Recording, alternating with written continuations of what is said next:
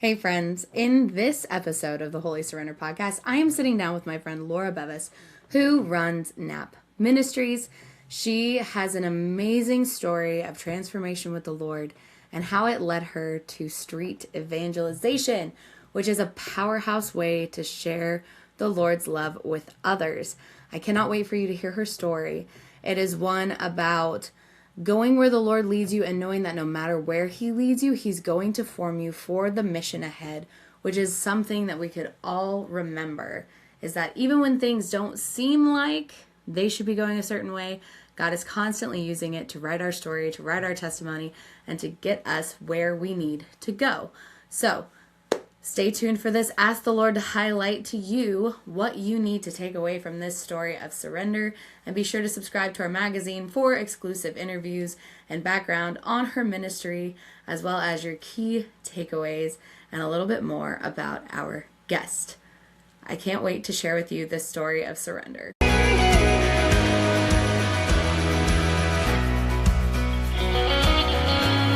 I'm very excited for this conversation because street evangelization is not my thing. And I want to learn more about it because it's not it's not my strength. But I feel like there are probably people who listen to this who might have that draw, and so I want them to know where they can go to do that. As I said, I think I mostly know of you from my mom, but we've interacted a couple times, and yeah, I really want to know a little bit about your personal journey with the Lord, because I know you've been through Encounter, right? Mm-hmm. And how that led you to street evangelization. Yeah, kind of a long story.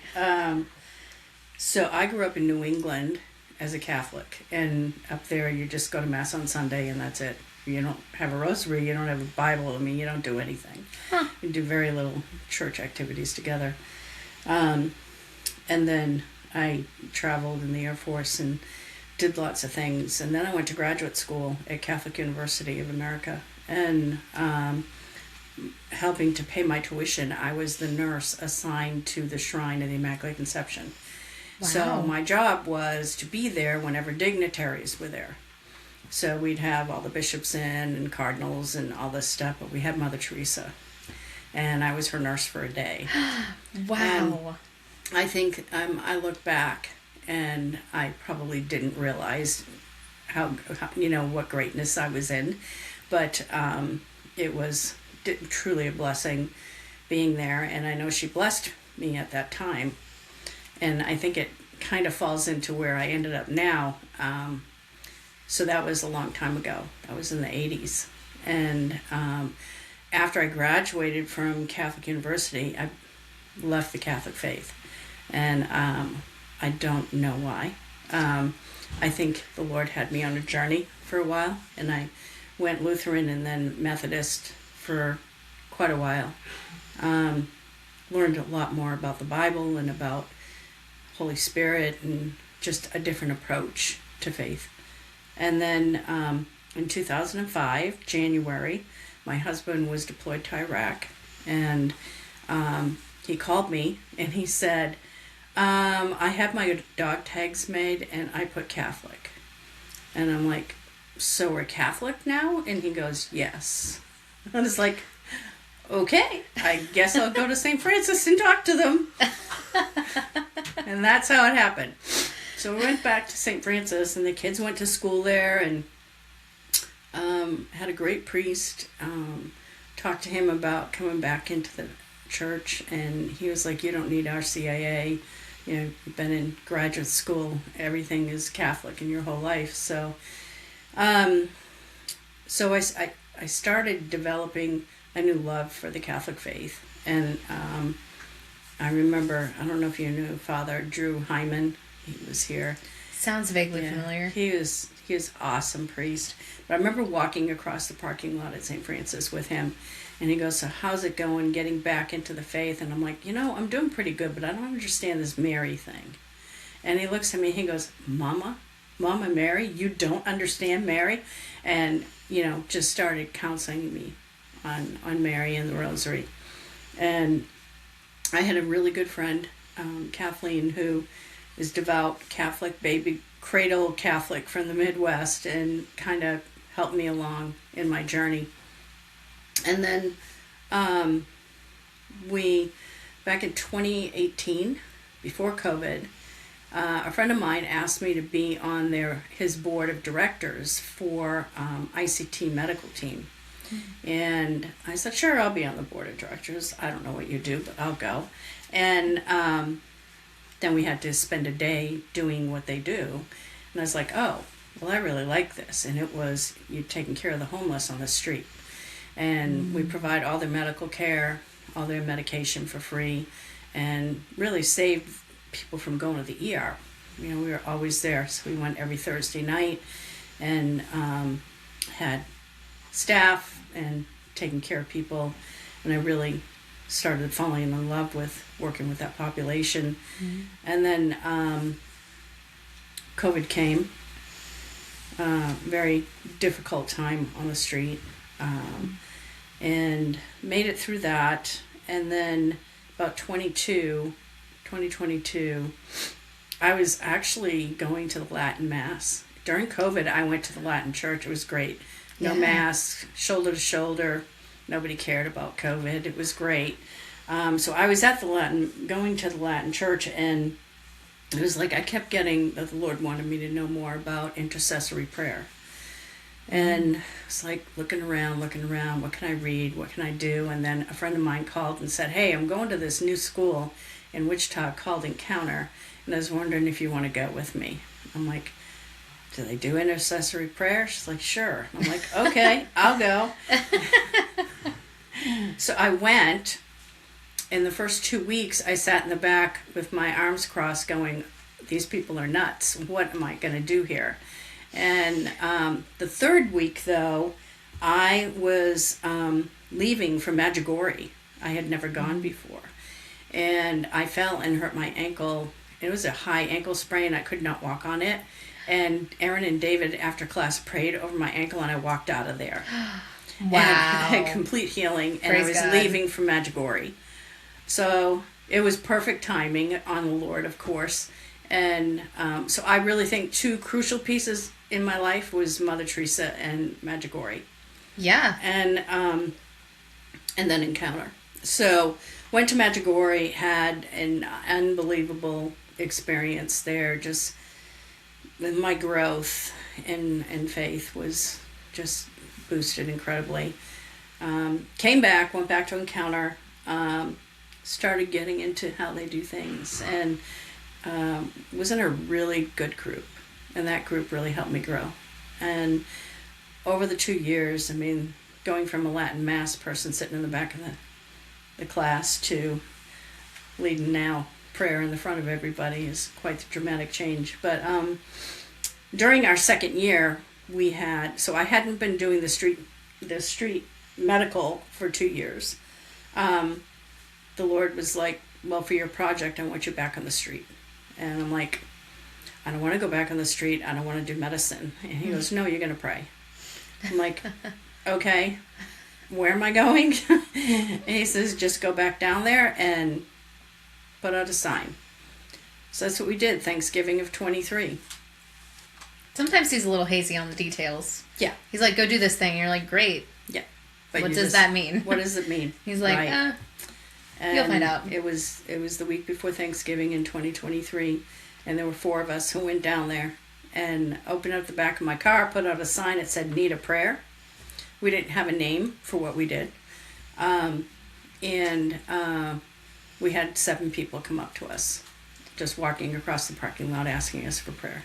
Wow. And then we were like, this is good. This is what we need to do. So I was like, all right, Lord, we'll do this once a month. We'll come out here. We're sitting right next to the clinic I used to run, in the same parking lot. So I knew everybody, and I knew a lot of the homeless already. And the Lord was like, no, you're going to go every week. And I'm like, really? And that's where it started. So I'd say the biggest faith journey was those 3 things, and then the Encounter. Wow. Yeah, encountering Mother Teresa would totally, like, just her presence would probably ooze ending up in street. That was totally a God thing. Like, Absolutely. I know where you're going to be. And Absolutely you a just God thing. Absolutely. There's no doubt in my mind that's what amazing. She did. Yeah, so my board of directors is Mother Teresa, St. Padre Pio, John Paul. Powerhouses right there. Yeah. Ours is a little bigger, but we've got, I think we've got Gemma Galgani and St. Anthony of Padua and St. Gianna. She's a big one. She always inspires me with her ability to balance work and family life. Yeah. And that's something that I'm working through right now. So I really want to know also, how have you seen God's presence in this ministry? Yeah. So, it's been an amazing journey. The first few months, I had experience with the homeless, so I kind of knew how to do boundaries and how to interact with people. But what really threw me was how much more the homeless that came to see us knew about the Bible and about faith than I did. Wow. And they would just blow your socks off. So that was a big learning curve. And just trying to interact with them and trust in the Lord in our prayers. And so our faith of safety was never an issue for me, but everybody knew to the street, that was always a question for them. But I always knew we were fine. That's a confidence that only certain people have, that like Mother Teresa had, that only certain people have been gifted, that they're totally shielded by God. We are here to do this. No questions at all. Now my husband and my partner, Becky, her husband, they had different theory, and they said, we'll be there. So they come down and they're in charge of the stuff, and they hand it to us when we ask for it. But how is my faith? I mean, I think the biggest thing that's happened is how much the Lord has blown me away with the things that have gone on down there, and how many people that we have encountered that we brought back to Christ, or they've come off the street, they're off drugs, they found housing, they got jobs, they're not suicidal. I mean, it's just story after story, and you just sit there going, Lord, this is just incredible. It is. And He's sent his angels down. We've had encounters, and it's just been beautiful. And nap, so it's nap with blankets, meaning need a prayer. That's how easy. We had need a prayer as our sign, so it became nap. He's just done tremendous things for a lot of people, and we've been there 2 years. We've missed twice in the 2 years. We're ecumenical because we are in a parking lot that's owned by the Episcopal Church, so they let us be there. But they've allowed us to hand out sacramentals, so that's been nice. And we hand out Bibles. I go through probably 200 Bibles a quarter. Wow. We give out crucifixes and miraculous medals. A lot of homeless walking around with miraculous medals. And whatever else I get donated. And then we give them stuff too. So like tarps and blankets and sleeping bags, that kind of thing. But yeah, he's blown me away with the power that he has over not just our safety, but in our prayers, and how our prayers have worked, and how people have changed. We recently had the Franciscans came down to check us out, and at the end they were actually talking to your mom about, I've never heard anybody pray like this. How do you guys know how to pray like this? We're just not used to that. And it was just very overwhelming to have that experience with them there. We've had a couple priests come down, and the people just flock to the priests. We've had pastors come down, and they're the same. I mean, it's just, we invite them all down. and people want to get baptized. People want, they're like, I want to be saved. I want to repent. I want to change my life. How do I do that? So that's incredibly beautiful. Yeah, we right away the Lord said, you will not do deliverance ministry down here. And I understood that right away because there are so many demons in that parking lot. You've got over 200 homeless every Thursday night. And so they know, though, there's a street code.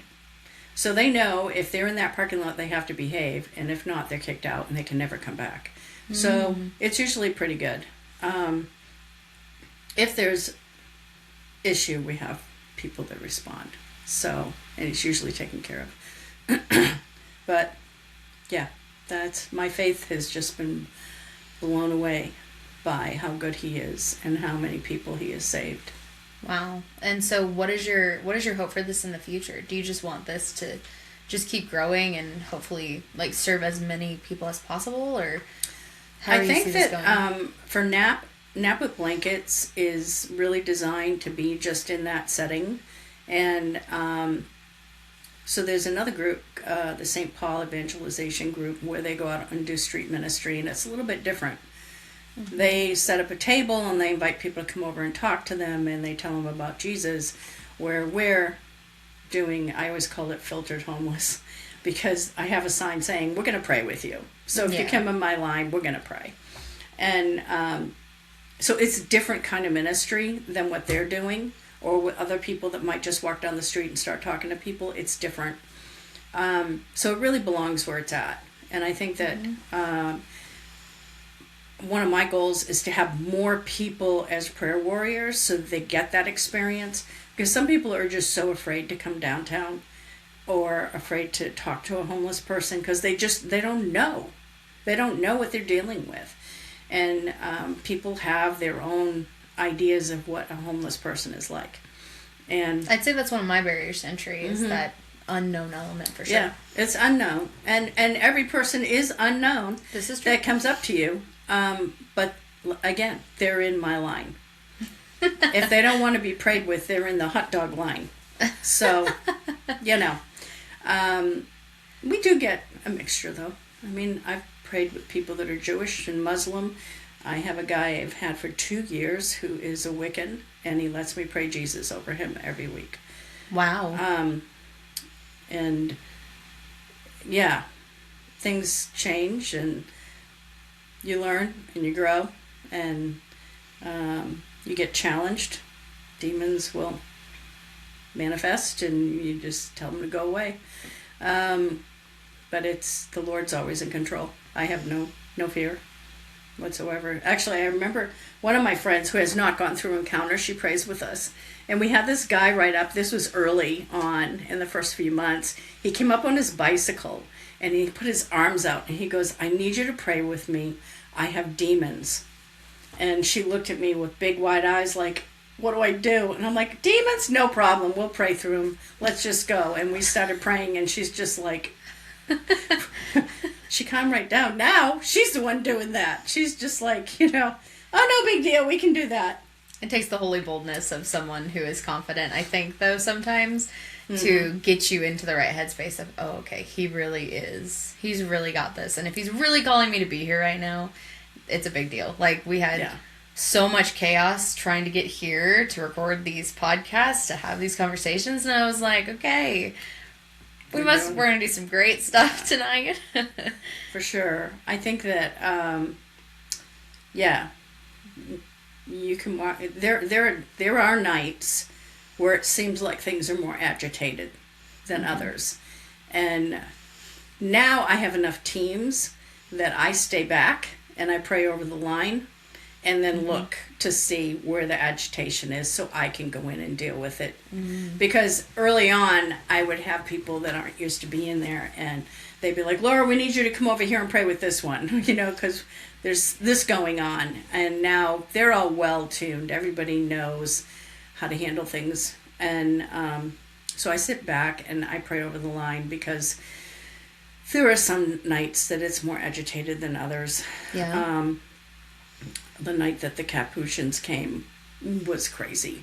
It was like I think the demons were all let out and sent down there. It was nuts. Probably because you had Because we very had holy them there. friends. Yeah, I mean, they brought holiness and hell came. So it was crazy. As further proof that holiness was there. Absolutely. So, yeah. All this requires surrender on your part. Like, do you feel that draw to step back, or just as the leader that kind of comes in? What part of this is, I feel like street ministry probably requires a lot of surrender, but I'm really curious how that plays into your ministry and what you feel like you have to constantly give to the Lord in order to live out this mission. Yeah. I think the biggest thing is no fear. I have no fear. I figure if I die down there, I'm dying a martyr. So I'm not worried. I suppose that's a good point. That would just expedite the canonization process, too. Absolutely. I just have never had fear going down there.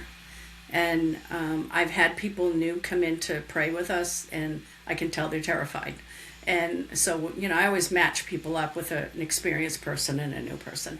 But sometimes they need a little bit more than just that. So I can tell. I think that's the biggest thing, is I don't have any fear at all. Interesting. And I think that he absolutely gives that to me.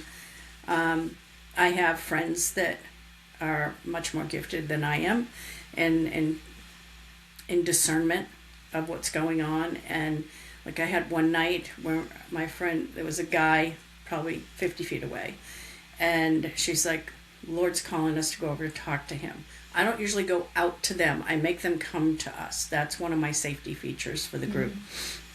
And she's like, we need to go over and talk with him. And I'm like, all right, we'll go over. And I started to walk over, and she goes, oh, no, wait, the Lord wants him to come closer to us. And I'm like, okay. So we waited, and he came closer.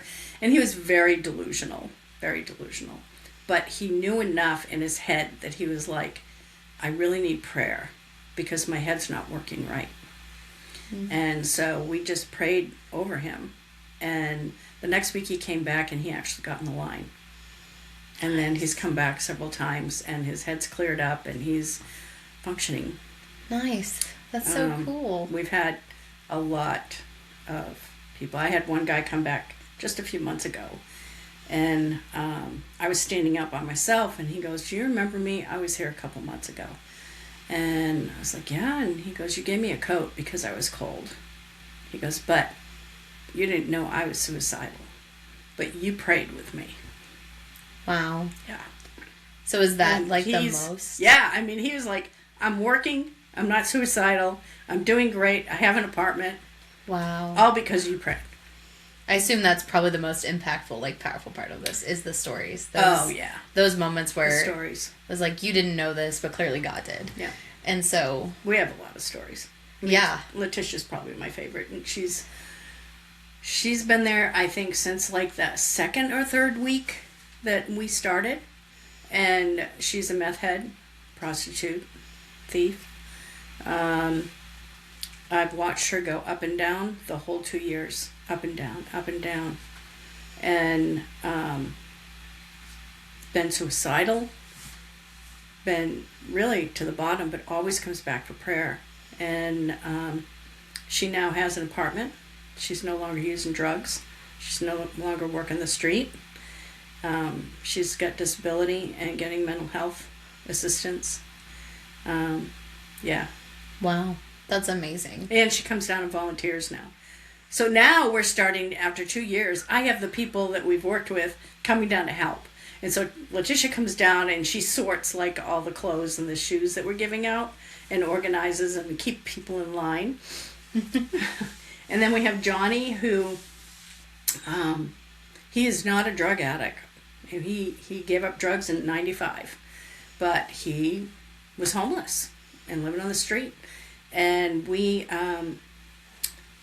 he's like, I'd really like to mow lawns. So we got him a lawnmower and a weed whacker and gasoline and a wagon, and delivered it to his little area that he lived in, and he started cutting grass.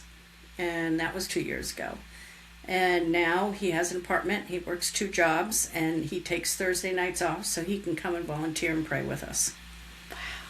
Yeah. So what has all of these, all these encounters and all of this, how has that impacted your relationship with God?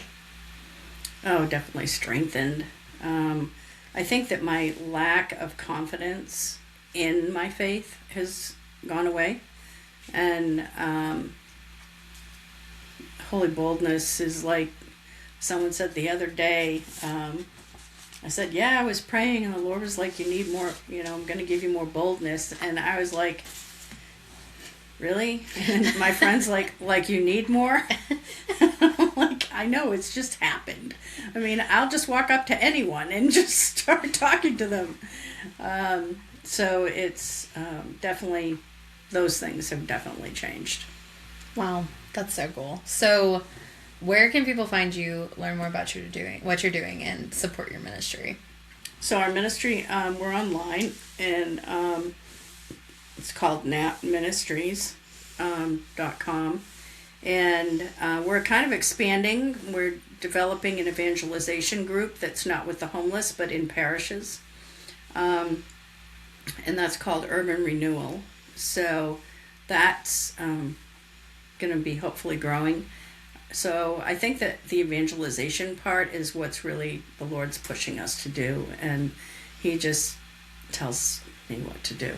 So that's happening. Napa Blankets, there's a lot of ways people can help. They can donate financially, because I buy Bibles and sacramentals, and that costs money. Sometimes I have to buy people shoes, usually spring and fall, because they'll be wearing out their shoes and it's time to switch. And if I don't have the donations, then I buy them.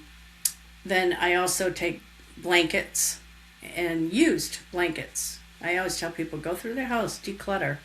So blankets and tarps, and what else do we give? Flashlights. During the winter, hats, gloves, socks, hand warmers. That's for winter. During the summer, it's mostly light blankets, and then we do snack bags. So we always give them snacks. So that's a big thing. My partner, Becky, she does that every week. So she'll put together like crackers and some kind of like IV, like the liquid liquid IV, and protein drink, something healthy in there, and we give that to them every week. So that's another big thing. I know at our church, the Acts group, 2 or 3 times a year, they'll put a bunch of those bags together for us. And recently the homeschoolers did it, where they put snack bags together for us. So that's another big thing, because that gets expensive. And then, I think that's, if you want to volunteer, we can teach you. Any of my lead people will be encounter trained. People that aren't encounter trained, you're just matched up, and you just do intercessory prayer and learn more as you go. But it's, people know that they really go on relationship, and they'll come back looking for you. Mm-hmm. I prayed with you last week, and I'll tell you a quick story. So Sam and Rebecca. Sam got out of jail. He was in prison for 16 years for felony for selling drugs. And Rebecca, he met on the street. And the first week they came, and they said, hey, we want to get out of the shelter. Could you pray over us? And I was like, sure. So we prayed. The next week I was getting out of my car, because I drive my car into the lot and open it up with everything. I opened my door, and he comes running at me. And we don't like runners, because you don't know what they're doing. And she's right next to him, and they're like, you need to pray with us right now.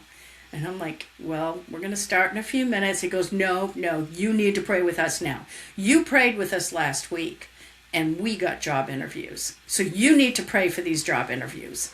I'm like, okay, we'll pray. So I prayed with him. So the next week, same thing. They come running after me. You need to pray with us again. We get the jobs. He goes, I'm going to make $21.75 an hour as a forklift driver. And she got a job as a counselor. And we're going to start our jobs next week. We need you to pray, because we need a house. And started talking to him, but this time he was in front of the line. And I should say the first week we had 7 people. We're at 50 people a night that we pray with. So there was 50 people in line, and he turns to the crowd and starts testifying about how the prayers of God have changed his life. Whoa. And that he now has a job. He has, she has a job. They've, I was in prison, and, I gave it all up. The Lord is so good. I mean, just went on. At that time, I wasn't smart enough to grab a camera. But they're the ones actually on my website that I had them do a quick one, their testimony. So now they live in College Hill. They both work, and are doing great. Wow, that's incredible. Thank you for sharing that story. I feel like this whole conversation has just been very inspiring. So I'm looking forward to hearing what people think, and also how they jump in and share, or maybe express interest in joining the team. So thank you for coming on and sharing the story. Yeah, well, we look forward to it, and thank you for having me.